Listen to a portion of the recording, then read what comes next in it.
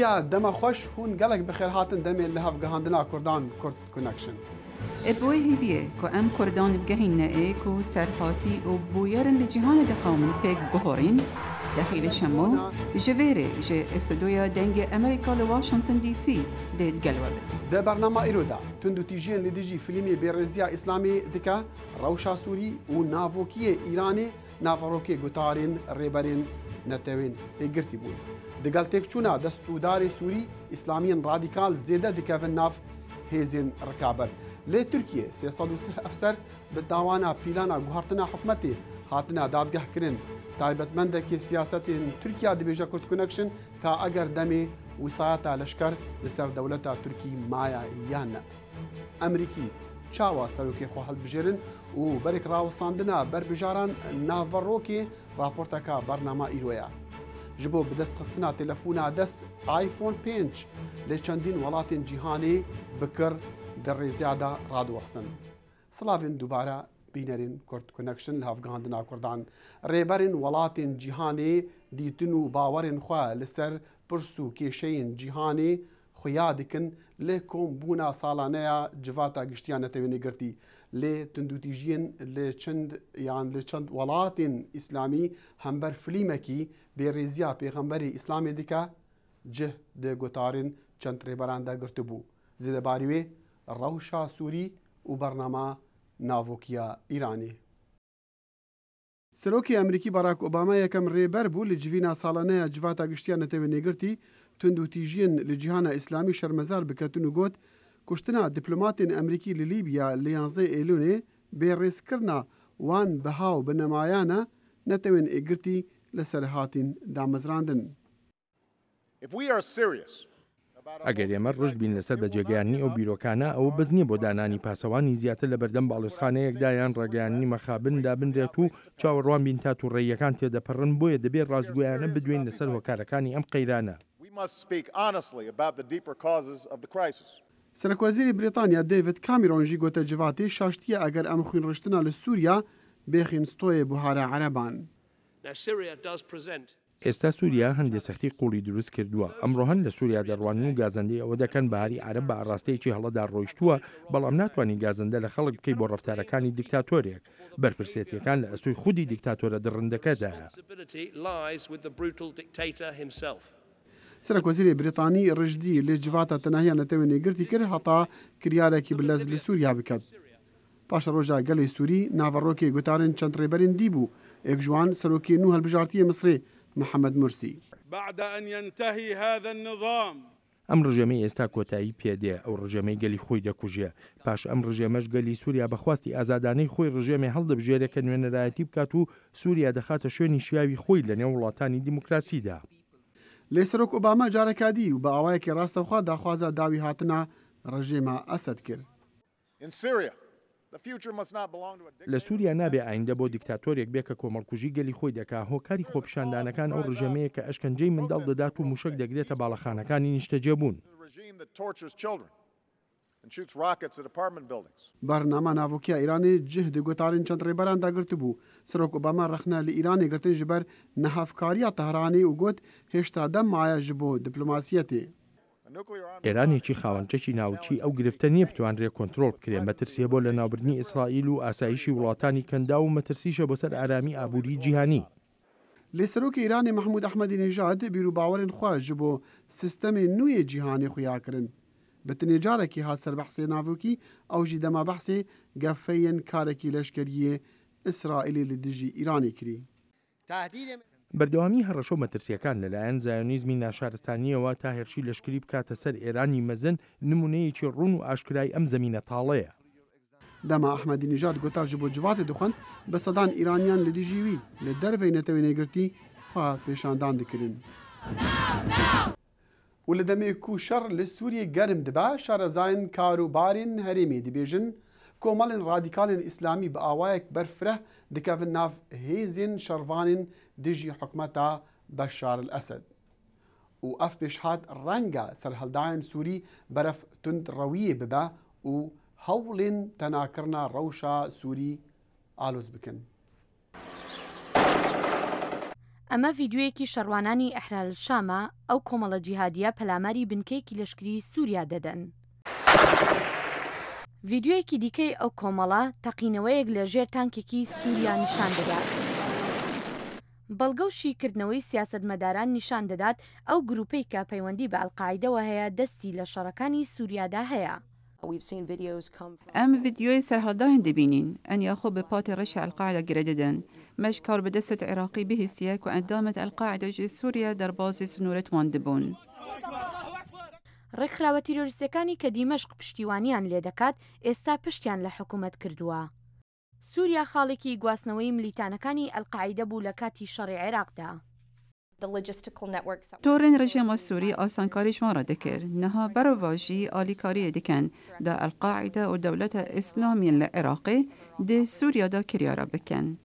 سەرۆکی سووری بەشار ئەسەد هەڕەشەکانی جیهادیەکانی بەکارهێناوە بۆ وەرگرتنی پشتیوانی عەلەوی و کریستیانەکان. بە شێوەی چاوەڕوان نەکرا و ڕۆژێم ئەم جۆرە ڕەفتارە بەکاردێنێ بە تایبەتیش بەرامبەر کریستیانەکان و پێیان دەڵێ ئەمە تونڕەوەکان و ژیانتان لەژێر ئیسلامی تونڕەودا گوێرانە بێ. ئەمریکا دەڵێت چەک بە سەرهەڵداوەکان نادات لە ترسی ئەوەی نەکا بکەوێتە بەردەستی تیرۆریستان، بەڵام شارەزایان دەڵێن وڵاتانی سونە مەزهەب لە هەرێمەکەدا پارە و یارمەتیان بۆ دابین دەکەن و زیادبوونی ئیسلامی ڕادیکاڵەکان ڕەنگە دەرەنجامی خراپی هەبێت. ئەو هەروەسا کێشەیەکە مەزن ji tenahya paşeroja Sûriyê re dروست dikin. Eger radîkalan cihê xwe girt ew dê ziyanê bigehînin bîrûbawerên demokrat. لە کاتێکدا کە حکوومەتی سووریا بەکارهێنانی فڕۆکەی جەنگی و چەکی قورس دژ بە سەرهەڵداوەکان و مەدەنیان زیاد دەکات، ترسی ئەوە هەیە ئۆپۆزیسیۆن زیاتر بەرەو تونڕەوی بڕوات و کێشەکان زیاتر درێژە بخایەنێت. لە تورکیە دادگەهێکی 330 ئەفسەرین di xizmetê da û hinek jwana jî xanenişînin dadgeh kirin bi tawana pîlanên wergerandina hikûmetê. Hinek bixan bûn piştî dadgehê hukmê zîndanê hata mirinê vebirî ji sê rêberên beriyên leşkerî re. Kabaniya rêberekê pîlana wergeranê di nav wan de bû. Ev hukm xaleka reşa nebes bi dîroka qanûna Tirkiye ve belkû biya cîhanê ve jî. Malxuyên min û komandarê dî çi xeletî nekiribûn, dabên zindan kirin heta mirinê. Di pêra dadgehê hukm bi 20 salên zindanê guhert ji ber ku pîlanê ser negirtibû. Hukmên siviktir ji hinek efserên niha di xizmetê de û hinekên xanenişîn re hate birîn. Sî û çar efser bêgunneh derketin. Karbedestên Tirkiye dibêjin leşkerî pîlanek danabû bo rûxandina hikûmeta Serokwezîr Recep Tayyip Erdogan. Bê berê xudana egerên cizakirinê têbînî bêmeዕna ne. Pêdaçûn heye ya girêng ew e biryarên rast diêne dan. Ev ji encamê dadgehkirinên 2 sala bû ji tawanbarên pîlaneka leşkerî re mezna komandar di nav de bûn. Lêvan dadgehkirina rexneyên li hikûmeta Erdogan zêde kirin. Rexnegir dibêjin dadgehkirin ji bo bêdengkirina rikaberên siyasî bû. Erê dadgehkirina van efseran wê watayê dide ku êdî wîsayeta leşkeriyan destê wê bilind li ser dewleta Tirkî nemaye, maaf pisyar ji taybetmendekî siyasetên Tirkiye kir. Ji se salê borî de avabûna dewleta Tirkî li ser vê esasê bû ke çend kesên ji navbera arteş de efserên meznin arteş ew dewlet avakirine. Ji ber wî bîneka an noşineka ئەوەی کە ئەرتەش دەسەڵاتە وی هەبێت دەولەت دا بە ئاشکرا ji bi se salê borî de em dikarin bibînin. Ji ber wê em meselen dibînin ke sê car darbeyê mezin hebûye û serokwezîr û wezîrên dewlet bê hêz û bêdeshilat hatîne zindan û hatîn zivrandin. Yani de erteş deselatekî mezinî wî heye. Lê pirsiyar ew e eger em bibînin erteş deselatê mezinî ew heye an tiştekî din ke ji rovekarên siyasî û akademîsyan wisa dibêjin ke dewleteke kûr ji piştî perde heye ke vê dewlet birêv diba ve ke interest yan dibêjin berjewendiya ew dewlet ji bin çav digirêt. Êdî her hêzek navbera dewleta Tirk de eger hêze sivîl bê an hêze eskerî be, eger hêze dewletî bê an hêze nadewletî be, eger bi pêçewane yani eger li dijî ew berjewendiyên dewletê nasyonalîst kemalîst bikarê hereket bike ew dewlet tê زڤراندن و تێ داربەکردن نەها پرسیارەتە ئەگەر ئەوە بە کە ئایا ئەکەپە کاربوو مەسەن دەرخستنێک کەیسێ ئەرگەنەکۆن ئان بەگرتن و دەستگیرکردنە ئەفسەرێن پایە بلند دەولەت کە خواستبوون کە داربەچێ بکەن ji ser dewleta AKP yanî ew deselata hemû cumgeyên dewlet girtiye destê xwe anne ez dikarim bêjim ne yanî hem Erdogan hem Arteş wan dû karakterê mezin ke li wir hene hevdû bi temamî hatûne destê ew dewlet ke em bêjne deep state bi îngilîzî yan dewleta kûr. Berek rawestandina berbijarên hilbijartinên serokatiya Amerîka bûye tor û tibekê siyasiyê berî hilbijartinan li Amerîka. Gelo muştûmirên van berek rawestandina çendê karîgerî heye li ser roja hilbijartinan lê çiriya pêşîn. Werin em vê raportê temaşe bikin. Heta meha çiriya pêşîn herêk ji dû berbijarên serokatiyê xwe gihandiye gelek piştevane. Lê kesên hêşta biryar nedayn her hene divên bên handan û renga her ew biryarderên encama bin. Sê muştûmirên dû berbijarên serokatiyê dibêjne debate yan li berek rawestandin û ek ya cêgirên wan di proseyê berêkaniya Koçkaspî de têne kirin. Piraniya perê kempêna li ser propagandên Kurtên televizyona xerj dibe. Lê berî xelek deng bidin, divên pitir agahdarî helwestê kandîdan bin hember pirsên sereke. Debate yan berek rawestandin delîvene. Ev delîveya wayê ku baweriyên xwe diyar bikin, armanc, xewn û hêviyên xwe ji Amerîkaya re xuya bikin û ji Amerîkaya re bêjin ew ê çawa van xewnan cîbicîbê bikin. Egerçî navê wan debate lê cirewkêş û vekêşa kandîdan weka hevpeyvîna ye. Du ji sê berêkanên serokatiyê û ya cêgirên wan kesek birêve dibet, ew pirsiyarê ji kandîdekê diket û rê didet hevrikê wî baweriya xwe bidet li ser heman pirsê. Hebûna birêveberî ew e miştûmir bê kontrol kirin û berbijaran delîvên wek hev hebin. Rojnamevanek dû berek rawestandina birêve dibetin û ew sebaret siyasetên navxwe û derve ne. Lê yasiyê dibêjne town hall xelek pirsiyarên cuda cuda ji kandîda dikin. Ji sala 1976 were ev muştûmir li ser televizyonan tên nîşandan. Lê li sala 1960 jî hatkirin dema sînatorê demokrat John Kennedy cêgirê serokî yê komarê Richard Nixon qels kirî.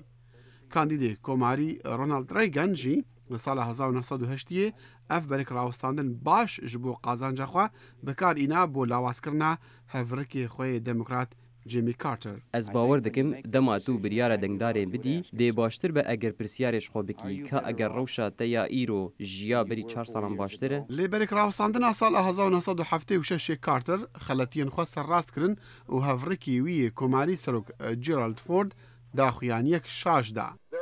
Destê bilindê Sovyetê li ser rojhilata Ewropa nîne û qet jî nabe li jêr serokatiya Ford. Ford bihayê giranê vê gotinê da û şereza dibêjin her ew daxuyanî egera şikestina wî bû li hember Jimmy Carter. Bîneran li çend rojên borî kampanya Apple berhemê xwe yê nuh telefona dest iPhone 5 dana bazaran. Xelkê ku li benda vê rojê li Amerîka û li çendîn welatên dî jî li deriyê wan bazaran di rêzan de rawistiyan bo bidezveînana vê telefona gelek pêşketî. Ji Munich heta Hong Kong rêzên bikiran li cada bûn û ji wan kesan re çendîn roja kem dana bûn. Roja hênî civan bû. Lê New Yorkê hinek bikiran got rojekê berî bazarê Apple vebitin ew di rêzê de bûn heta yekem kes bin bibin xweyên iPhone 5. Heta bi destê min bikevit ez zûyê hatîm. Ev e baştirîn berhem e. Li roja hênî iPhone 5 li neh welatan hate firoştin. Lê 2 milyon bikiran xwe ji rêzên dirêj rizgar kiribû û pêşwext ev telefona pêşketî bi internetê kirîbû. Du qatî bikirin pariyên iPhone 4S. Ne herkes keyfxweş bû bi telefonan û van karmendên Apple li Parîsê nerazîbûnek rêxis ji ber bihayê bilind û xirapiya geş û hewayê ew tê de kar dikin. Lê wan kesên ببهن فرهی چاوره دیکر گوه ندان خپشان دانا. افخورد بیجتن از باورناکم افگرف دیمن راوستینتن جکرینا آیفون 5. به هزاران سرانسری جیهانی خونه دیگر تلفون جیرانو به دست بیخن چاوره کرناوان هند دینا. خورتی جتوکی دیبیشتن هوا تشتاک مازن بو سپاس ج اپل را. تفی شاشه مازن و تنکیا وی و کاری وی بلز نه هر کس کیف خوشا به سیماین تلفونانو هنگ دیبیشن سیستم نقشه کرنی یلشونا خریطه یا گوگل زو خراب دبتن. شارزای تکنولوژی لی ای بی سی نیوز دیبیشتن گالک گازنداج سیستمی پر کرنا هزاوی دیکن. دستگاه شحن و گهسنا فایلا یا به آیفونه فرقش آیفونت بره. اجبر هنده تیوی همی دستگاهت پیوندی دار به آیفونه و اوشی اتنیبن. گازنده لعالیکی تایبەتمەند پێشبین دکن ئەپڵ هەتا دوماهی ئەمە هانە ئێلونێ 10 ملیۆن آیفۆن 5 بفرۆشتن ئەوژی دەما تەلەفۆنان و بکەوتن بازارن 22 وڵاتێن دی ji bilî wê pêşbînî heye heta dumahiya salê 5 ملیۆن تەلەفۆن bên firotin û hinek aborînas bawer dikin ew ê aboriyê Amerîka hinekê qayîm bike. جبو بینرین لحافگاهاندنا کردان کرد کنکشن اوین پسیار و تیبینی هین لسر برنامه بوری امی لحفتیا بی برصفاوه بدن. هیویدارم وکمن هونجی بهن فرح بن. وندکارن لفی برنامه تماشا بکن لسر مالپر دنگی امریکا www.dengiamerika.com یان dengiamerika.com و ببن حوالین مین فیسبوکی کرد کنکشن. ایمیل اما اوه kurdconnection@voanews.com و هتا لهفگهاندنا کادی هر شاد و بختور بن.